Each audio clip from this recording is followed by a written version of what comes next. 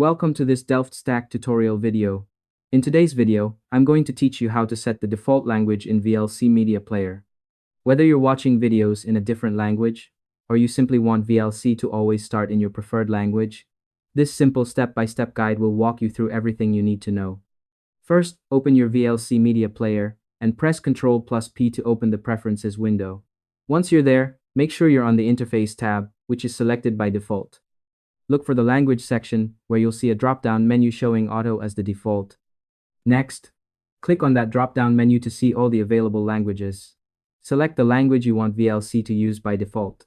Once you've made your choice, click Save to apply the changes. Follow the on-screen instructions if prompted. It's really straightforward, so there's nothing complicated to worry about.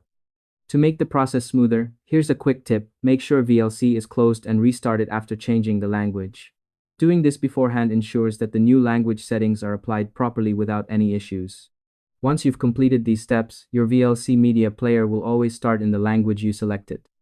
It's also a good idea to double-check that subtitles and audio tracks are set to match your preference if needed. This keeps your viewing experience consistent and hassle-free.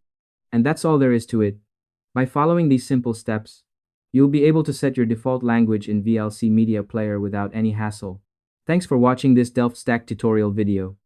If you found this helpful, feel free to share it with someone who might need it.